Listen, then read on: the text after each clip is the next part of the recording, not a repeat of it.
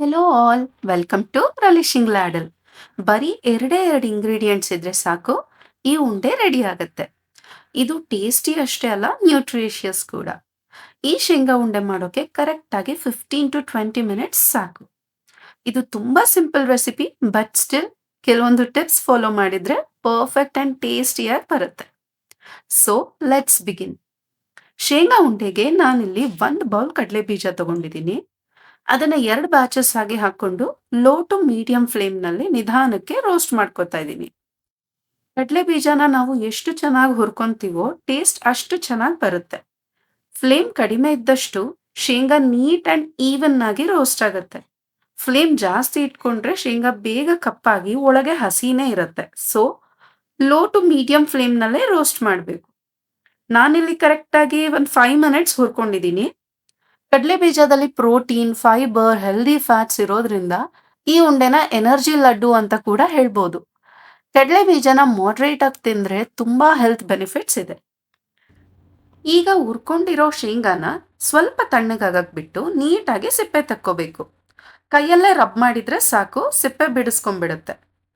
Next ನಾನಿಲ್ಲಿ ತೋರಿಸ್ತಾ ಇರೋ ಥರ ನೋಡಿ, ಈ ಥರ ಒಂದು ಜಾಲರಿಗೆ ಶೇಂಗಾನ ಹಾಕ್ಕೊಂಡು ಸೋಸ್ಕೊಂಡ್ರೆ ನೋಡಿ ಸಿಪ್ಪೆ ಈ ಥರ ಸೆಪರೇಟ್ ಆಗುತ್ತೆ. ಸಿಪ್ಪೆ ಮತ್ತು ಬೀಜ ಕಂಪ್ಲೀಟ್ ಆಗಿ ಸೆಪರೇಟ್ ಆಗಿ ಅಡುಗೆ ಮನೆ ಕೂಡ ನೀಟ್ ಆ್ಯಂಡ್ ಕ್ಲೀನಾಗಿರುತ್ತೆ. ನಿಮಗೂ ಯಾವುದಾದ್ರೂ ಟಿಪ್ಸ್ ಗೊತ್ತಿದ್ರೆ ಕಮೆಂಟ್ ಮಾಡಿ ತಿಳಿಸಿ. Sometimes small changes makes big impact. ಇನ್ನೂ ನನ್ನ ಚಾನಲ್ನ ಸಬ್ಸ್ಕ್ರೈಬ್ ಮಾಡಿಲ್ಲ ಅಂದರೆ ಸಬ್ಸ್ಕ್ರೈಬ್ ಮಾಡಿ, ಬೆಲ್ ಐಕಾನ್ ಕ್ಲಿಕ್ ಮಾಡಿ. ಈಗ ಶೇಂಗಾ ಬೀಜನ ಮಿಕ್ಸರ್ಗೆ ಸ್ವಲ್ಪ ಸ್ವಲ್ಪನೇ ಒಂದು ಅರ್ಧದಷ್ಟು ಹಾಕ್ಕೊಂಡು ಒಂದು 2 ರಿಂದ 3 ಸರಿ ಪಲ್ಸ್ ಮಾಡಿ. ಅದಕ್ಕೆ ಒಂದು ಚೆನ್ನಾಗಿ ತುರ್ಕೊಂಡಿರೋ ಅಥವಾ ಪೌಡರ್ ಆಗಿರೋ ಬೆಲ್ಲ ಹಾಕೊಂಡು ಮತ್ತೆ ಪಲ್ಸ್ ಬ್ಲೆಂಡ್ ಮಾಡ್ಕೊಳ್ಳಿ. 3 ರಿಂದ 4 ಸರಿ ಪಲ್ಸ್ ಬ್ಲೆಂಡ್ ಮಾಡ್ಕೊಂಡ್ರೆ ಸಾಕು. ತುಂಬಾ ಪೇಸ್ಟ್ ತರ ಮಾಡ್ಕೊಬಾರ್ದು. ಉದುರುದ್ರಾಗಿ ಸ್ವಲ್ಪ ಕಾಳು ಕಾಳು ತರ ಬಾಯಿಗೆ ಸಿಗ್ತಾ ಇದ್ರೆ ತುಂಬಾ ಚೆನ್ನಾಗಿರುತ್ತೆ. ನೋಡಿ, ಈ ತರ ಉಂಡೆ ಮಾಡೋ ಹದ ಬಂದ್ರೆ ಕರೆಕ್ಟ್ ಆಗಿದೆ ಅಂತ. 1 ಬೌಲ್ ಶೇಂಗಾಗೆ 3/4 ಕಪ್ ಬೆಲ್ಲ ಕರೆಕ್ಟ್ ಆಗಿರುತ್ತೆ. ಸ್ವಲ್ಪ ಸ್ವೀಟ್ ಜಾಸ್ತಿ ಬೇಕು ಅಂದ್ರೆ 1 ಕಪ್ ಬೆಲ್ಲನ ಆಡ್ ಮಾಡ್ಕೋಬಹುದು.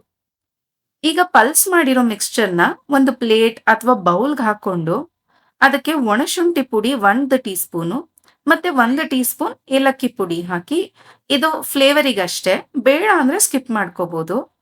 ಅಂಡ್ ಇದಕ್ಕೆ ಬೇಕಾದ್ರೆ ಈ ಬಿಳಿ ಎಳ್ಳು ಹಾಕೋತಾರೆ, ಬೇಕಂದ್ರೆ ಹಾಕೋಬಹುದು, ಅದು ಕೂಡ ಆಪ್ಷನಲ್. ಈಗ ಮಿಕ್ಸ್ಚರ್ನ ಕಂಪ್ಲೀಟ್ ಆಗಿ ಮಿಕ್ಸ್ ಮಾಡಿ ರೋಲ್ ಮಾಡಿಕೊಂಡು ಉಂಡೆ ಮಾಡ್ಬೋದು. ಪರ್ಫೆಕ್ಟ್ ಆಗಿ ಉಂಡೆ ಬರುತ್ತೆ ಆ್ಯಂಡ್ ಫಸ್ಟ್ ಟೈಮ್ ಮಾಡ್ತಾ ಇರೋರು ಕೂಡ ಆರಾಮಾಗಿ ಮಾಡ್ಬೋದು. ಈ ಸ್ಟೆಪ್ಸ್ ಫಾಲೋ ಮಾಡಿದರೆ ಯಾವ ಮಿಸ್ಟೇಕ್ಸೂ ಆಗಲ್ಲ. ಹೆಲ್ದಿಯಾಗಿ ಟೇಸ್ಟಿಯಾಗಿ ಮನೇಲೇ ಮಾಡ್ಕೊಬೋದು. ನೋಡಿ, ಸಖತ್ ಪರ್ಫೆಕ್ಟ್ ಆಗಿ ಶೈನಿಯಾಗಿ ಆಗುತ್ತೆ. ಇದೇ ಥರ ಟೇಸ್ಟಿ ಆ್ಯಂಡ್ ಕ್ವಿಕ್ ರೆಸಿಪೀಸ್ಗೆ ನನ್ನ ಚಾನೆಲ್ನ ಸಬ್ಸ್ಕ್ರೈಬ್ ಮಾಡಿ. ನಿಮಗೆ ಈ ವಿಡಿಯೋ ಇಷ್ಟ ಆಗಿದ್ದರೆ ಲೈಕ್ ಮಾಡಿ, ನಿಮ್ಮ ಫ್ರೆಂಡ್ಸ್ ಆ್ಯಂಡ್ ಫ್ಯಾಮಿಲೀಸ್ಗೆ ಶೇರ್ ಮಾಡಿ. Thanks for watching.